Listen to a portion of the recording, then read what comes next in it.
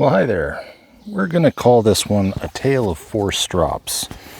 Now, as I've said many times, I am not what you would consider a sharpening master. My freehand skills are mediocre to good. I wouldn't call myself expert or master class by any stretch. That's the content I leave to places like Outdoors 55 and professionals that put my skills to shame. But as an average user who uses all of my knives regularly, stropping is what takes a good edge to a great edge.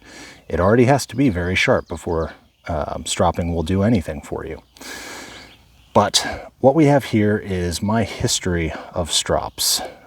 We have the first one I ever bought, which was a flex strop. I just picked it up off Amazon when I had no idea what I was doing and needed something to get started with.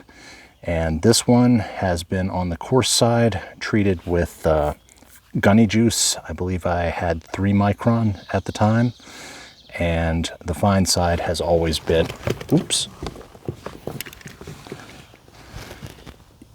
ye old green compound chromium oxide bar. I don't know that anyone has ever used up all of one of these bars, and yet when I buy a new strop, I tend to get a new one.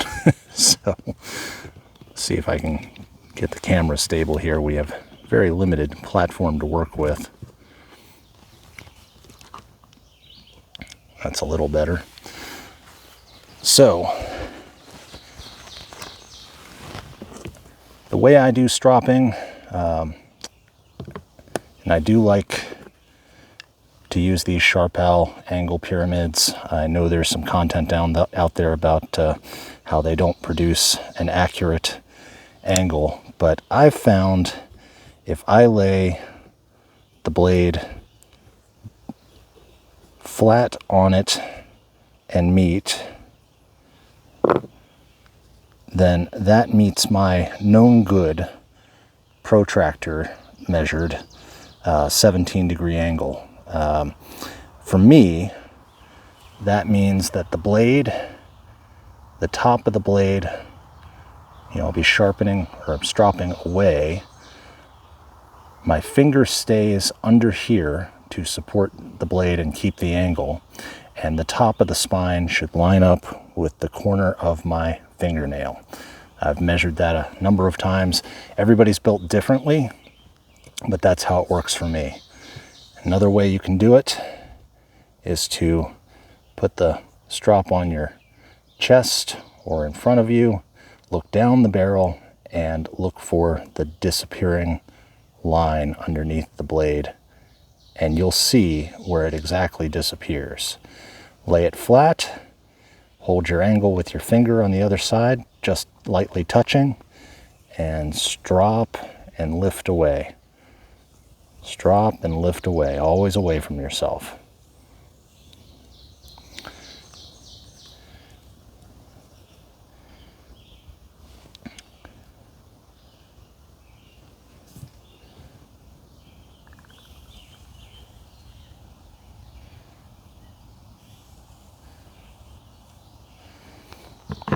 And this one's already quite sharp.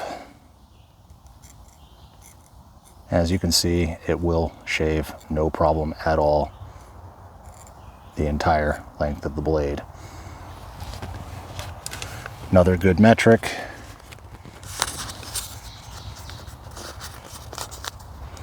something I find amusing anyway.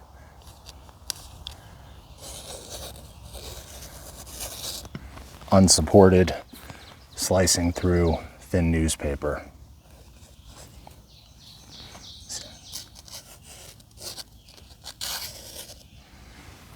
It's pretty darn sharp. Sharp enough for my purposes anyway. So, on to the strop aspects. Things I liked about this flex strop were that it was relatively cheap. The leather is On the thicker side, it does have some give. So if you choose a lower angle, like if you want 17 degrees or you're sharpened at 17 degrees, you can use this as a beginner at 15 to 16 degrees, and the downward pressure of your stroke, which will probably be too heavy at first, will bend up over the apex and match your 17 degrees. Too light skating across the compound is no good, and too heavy is definitely no good, because that leather can come up around and start rounding off your apex. Something I've also found helpful is a measure of speed. So if you think about it, the compound that we have on this is removing material through friction. Now, I'm not going to advise anyone who is starting out to start fast. As I tell my son, speed comes with experience. So perfect practice makes perfect, practice makes permanent. But once you get the hang of it, the faster that you can move the blade, the more friction you're generating. And it seems to remove and refine the edge faster than 50 passes of slow, careful stropping. But in the beginning, I would always advise starting off slow and careful. Trying to do this in front of the camera with the tripod in front of me is a bit of a challenge. Okay, so things I didn't like about the flex strop is, of course, it's a field strop. You know, it's small surface area, and working with a larger blade is tricky. It's been in service for over 10 years, and when it gets too coated, like you can see that shine on there, you can either add some more compound or you can use some automotive sandpaper, 400 grit or so, and take off a couple of layers from the top, wipe it down with the damp lint-free cloth, and add more compound and kind of start it over. Now, the reason I have this cutting board out here is to protect one particular strop in particular, which we'll get to. So, get this paper out of the way. Next, we have the one that my friend helped me make, engineer friend with a woodworking hobby. He made this paddle for me because I wanted an extra large one, and at the time there weren't many on the market. This was many years ago, but I 3M craft adhesived some scrap leather, not knowing any better, not knowing what grade of leather to go for, so it was fairly rough. This strop has a great width to it. You get a lot of surface area to work with, and on one side of this, on my coarse side, I have Tech Diamond Tools compound. It's a diamond paste at 5 micron, and on the other side, again, the green chromium oxide bar. But the difference with this one is it made it so much easier for me to do larger blades, like this Tarava Yarapuko.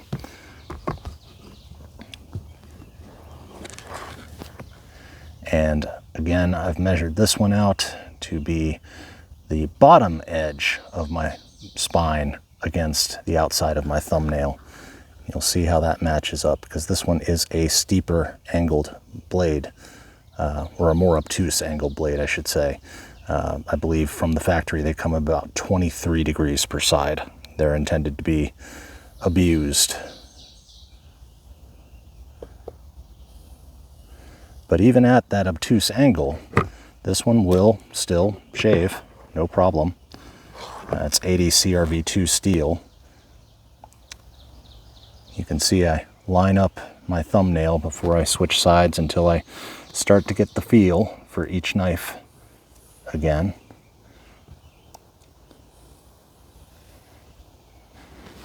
And we lift up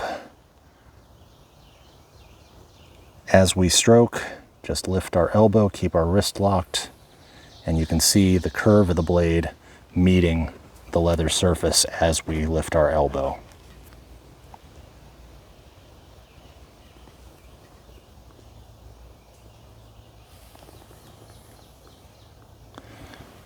Pardon my reach. Now, things I don't like about the one that I made is my choice of leather was terrible. It's too rough, it's got too much give, it's too thick, and it's never flattened out very well. So does it still stay in service? You bet. I'll use this for kitchen knives and outdoor tools all the time anyway. But it has been supplanted by this Beavercraft double-sided, which has a rough side and a fine side, a smooth side. Both of these sides I treated with that same Tech Diamond Tools diamond paste at 5 micron. I don't tend to go past 5 micron. I'm not looking for anything beyond shaving sharp edge. When I use them, that goes away really quickly anyway. So I want a clean apex, and I want it, well maintained and sharp when I start. But I don't go for a mirror polished, ultra refined edge. So 5 micron, whatever that translates to grit as, is where I stop. As an aside, we're out in the woods for a little extra visual interest today, and I've been avoiding it because we've had our first mosquito hatching, and they are relentless. But this Zevo on body stuff, I picked it up because originally they have an insect killer as well. This is for actual use for insect repellent on you. Their insect killer worked so well on my line that holds up our hummingbird feeder to prevent the ants from getting to it, that I decided to try their on-body stuff, and uses a unique ingredient, which is an artificial synthetic amino acid that repels ticks and mosquitoes. And ticks and mosquitoes, to a lesser extent black flies, are what we have up here. And it really is working. It's non-toxic, it's safe for the pets, all things that I really care about. But this is a Beavercraft from Amazon. It's a Ukrainian company. I saw a review on it that wasn't too positive, but I really like it. I haven't had any issues with it. Supposedly the lack of beveling here is an issue. The coarse side has a really nice texture to it that I've found to be good for fast jobs where you just want to do a few passes and get the thing back to decent.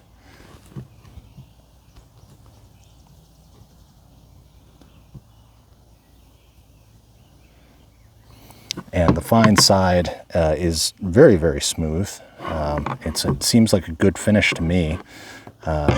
And let's not drop my new favorite.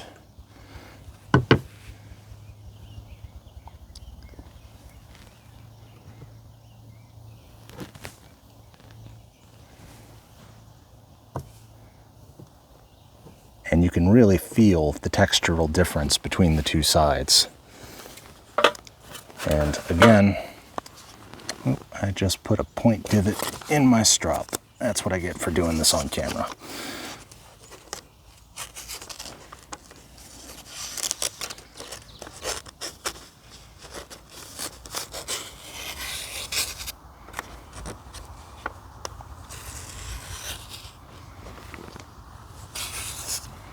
As you can see, it's pretty darn sharp.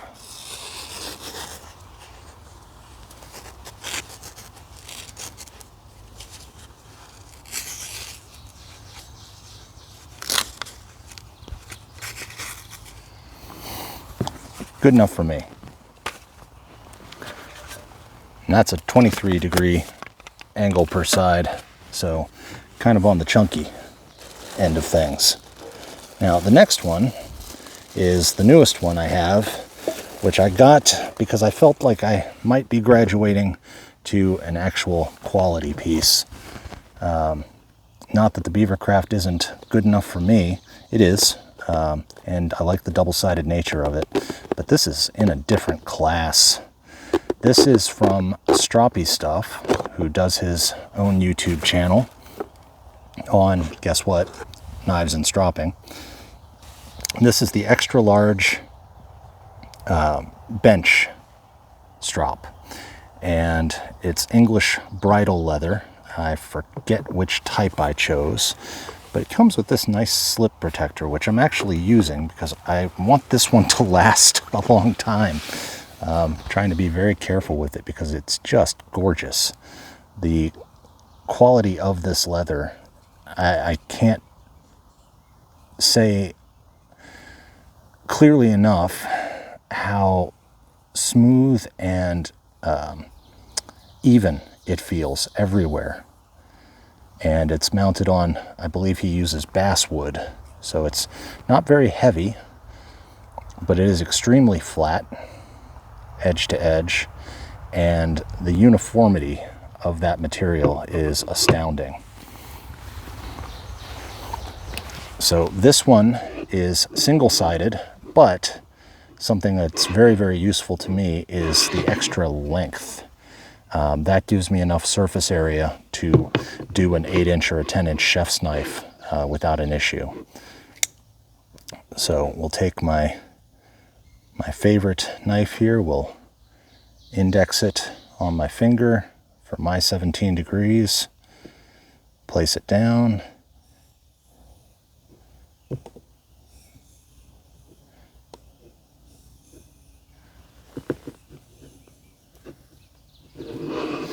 this one is using his own diamond emulsion spray at 5 micron.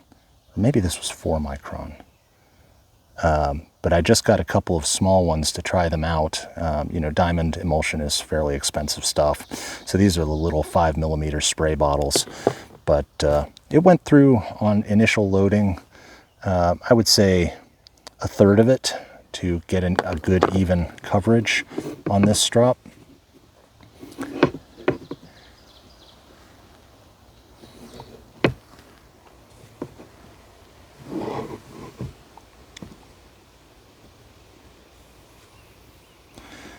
There's an old saying of follow the smooth.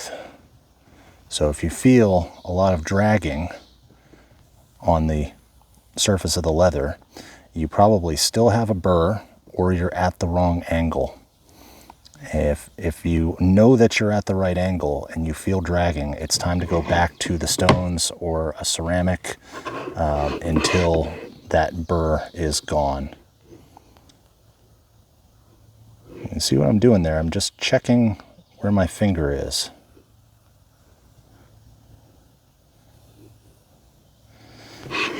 But Stroppy Stuff, the man knows his stuff. That is really, really excellent.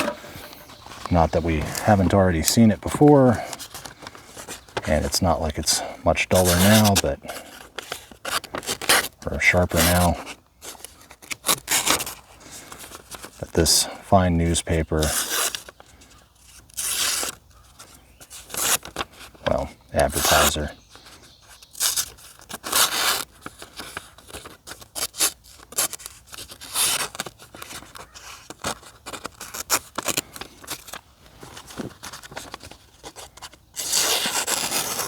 There, that's a good one.